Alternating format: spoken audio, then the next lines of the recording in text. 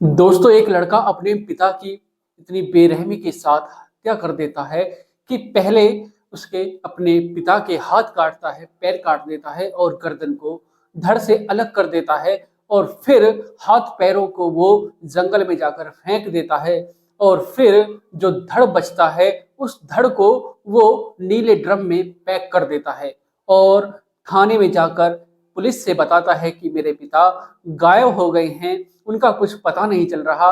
मुझे तो ऐसा लगता है कि किसी ने उनका किडनैप कर लिया है। और जब दोस्तों पुलिस खुलासा करती है तो सब हैरान हो जाते हैं, सब सोचने और समझने के लिए मजबूर हो जाते हैं कि आखिर कोई बेटा अपने पिता की हत्या कैसे कर सकता है। और जानते हैं दोस्तों पूरी घटना को इस वीडियो के माध्यम से कि आखिर उस बेटे ने अपने पिता की हत्या क्यों की और कैसे उस घटना को अंजाम दिया। तो दोस्तों कहानी में आगे बढ़ने से पहले अगर आप चैनल पर पहली बार हैं, चैनल को सब्सक्राइब करें, वीडियो को लाइक करें, शेयर करें और कमेंट करें, बेल आइकन जरूर दबाएं जिससे कि मेरे आने वाली हर एक वीडियो आप तक पहुंच सके और आप इसी प्रकार क्राइम से रूबरू हो सके। तो दोस्तों चलते हैं, जानते हैं शुरू से आखिर तक पूरी घटना को हर बार की तरह।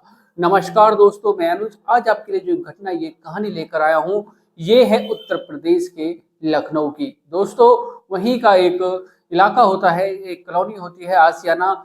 और दोस्तों 20 फरवरी का वाक्य होता है, करीब 10-11 बजे के समय एक लड़का थाने पहुंचता है और थाने में जाकर वो डरा हुआ, सहमा हुआ और थर थर कांप रहा था। और जब थानेदार उस लड़के को देखता है तो कहता है क्या किससे मिलना है, क्या बात है, कोई परेशानी है। तब वो लड़का कहता है कि मुझे थानेदार साहब से मिलना है।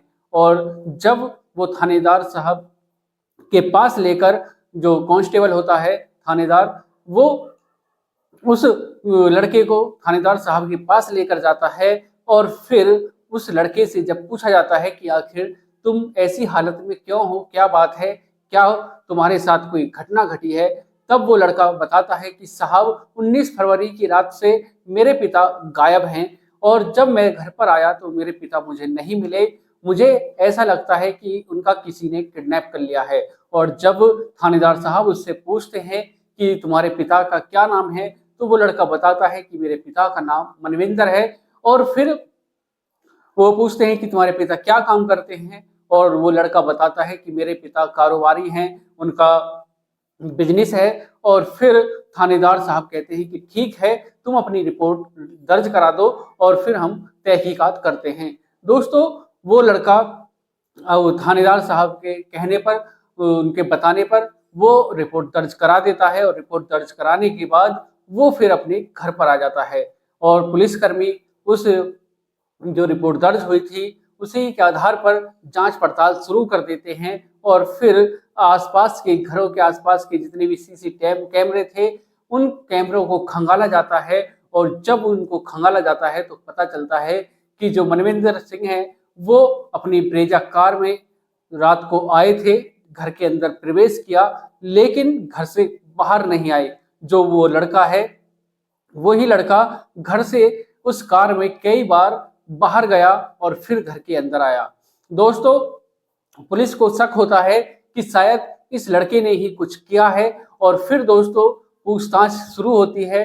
जब पुलिसकर्मी पूछताछ करते हैं तो पता चलता है कि जो मनविंदर सिंह है इनकी पत्नी की मौत 9 साल पहले हो गई थी और इनकी एक लड़की है, बेटी है जिसका नाम कीर्ति है। और जो लड़का है ये अक्षत, जिसका नाम अक्षत है। और ये 3 सदस्य ही अपने इस घरे में रहते हैं और पिता के पास काफी प्रॉपर्टी है, कारोबारी थे। और फिर उसके बाद जब पुलिस अपनी तहकीकात करती है, जांच पड़ताल करती है, तो दोस्तों पुलिस को पूरा शक उस लड़के पर हो जाता है। और जब लड़के से पूछताछ की जाती है, अक्षत से पूछताछ की जाती है, तो कुछ ही देर में वो टूट जाता है और कहता है कि साहब मैंने ही अपने पिता की हत्या की थी। और जब पुलिस उससे पूछती है कि आखिर तुमने अपने पिता की हत्या कैसे की और फिर वो बता तुम्हारे पिता की बॉडी कहाँ पर है, तब वो बताता है कि साहब मैंने जो जंगल है उस जंगल में मैंने अपने पिता के हाथ, पैर और गर्दन को फेंक दिया था और जो उनका धड़ है वो घर के अंदर ही है। दोस्तों उसके बाद जब उस लड़के को वहां पर ले जाया जाता है तब वो बताता है कि जो घर के अंदर जो खाली कमरा है उस कमरे के अंदर एक नीला ड्रम रखा हुआ है और उस ड्रम के अंदर ही मेरे पिता का धड़ है। और जब पुलिसकर्मी उस कमरे में पहुंचते हैं, उस ड्रम को खोलते हैं, तो वो भी हैरान हो जाते हैं। और जब वो देखते हैं कि उस ड्रम के अंदर उसके पिता का, मनविंदर सिंह का धड़ है। और जब पुलिस कर्मी उस धड़ को पोस्टमार्टम के लिए भेजते हैं और फिर उससे तहकीकात शुरू करते हैं, पूछताछ शुरू करते हैं, और फिर पुलिस कहती है कि तुम शुरू से पूरी घटना को बताओ कि आखिर तुमने अपने पिता की हत्या क्यों की और कैसे की। और दोस्तों फिर अक्षत बताता है कि मेरी माँ की जो मेरी माँ थी, उनकी मौत अब से 9 साल पहले हो गई थी, और मैं जो पढ़ाई कर रहा हूँ और पढ़ाई में मेरा मन नहीं लगता था। जो मेरी बहन है कीर्ति, वो पढ़ाई लिखाई सही कर रही थी, पढ़ने में भी उसका मन था, लेकिन जो मेरे पिता थे वो मेरे ऊपर प्रेशर बनाते थे कि तुम नीट की तैयारी करो और उस टेस्ट को क्लियर करो। लेकिन मेरा मन पढ़ाई में बिल्कुल नहीं लगता था। मेरे पिता के पास काफी पैसा था और वो हर बार मेरे से कहते थे, मेरे ऊपर दबाव बनाते थे कि अगर तुम पढ़ाई नहीं करोगे तो इस घर से निकल जाओ, नहीं तो मैं तुमको घर से निकाल दूंगा, मेरा और तुम्हारा कोई मतलब नहीं रहेगा, कोई हमारा संबंध नहीं रहेगा। और फिर पिता के बार बार ऐसे प्रेशर से मैं परेशान आ गया था, और परेशान होकर फिर मैंने सोच लिया कि आखिर मुझको भी कुछ करना होगा। मेरे पिता के पास काफी पैसा था, पिता ने मुझको कार वगैरह सारी जितनी भी शौक थे मेरे, उन सबको पूरा करते थे। लेकिन उनका जो एक ही प्रेशर था कि वो मेरे ऊपर दबाव बनाते थे पढ़ाई का, लेकिन मेरे पढ़ाई में बिल्कुल भी मन नहीं लगता था। और फिर मैं परेशान आकर एक दिन प्लान बनाता हूँ कि आखिर अब समय आ ही गया है और अपने पिता को रास्ते से हटाने का। दोस्तों फिर वो बताता है कि जो रात होती है, 19 फरवरी की जो रात होती है, उसको जब पिता सो रहे थे तब मैं उनके कमरे में जाता हूँ और मेरे पिता के पास एक राइफल है, और उस राइफल को उठाता हूँ और राइफल को लेकर मैं कमरे में पहुंचता हूँ और फिर उनके कनपट्टी पर, उनके सर खोपड़ी पर उस राइफल को रख देता हूँ और फिर गोली चला देता हूँ। कमरे को पहले बंद कर लेता हूँ चारों तरफ से, जिससे कि गोली की आवाज बाहर ना जाए। और जो मेरी बहन थी वो अपने कमरे में सो रही थी, और फिर मैं गोली चलाता हूँ लेकिन किसी को सुनाई नहीं देता है। और फिर सोचने लगता हूँ कि अब क्या करूं, कैसे करूं। और फिर मैं उस बॉडी को बाथरूम में लेकर जाता हूं, और फिर जब सुबह होती है, करीब 4 बज जाते हैं मुझको इसी घटना को करने में। और फिर जब सुबह होती है तो मैं बाजार जाता हूं, और बाजार में जाकर मैं एक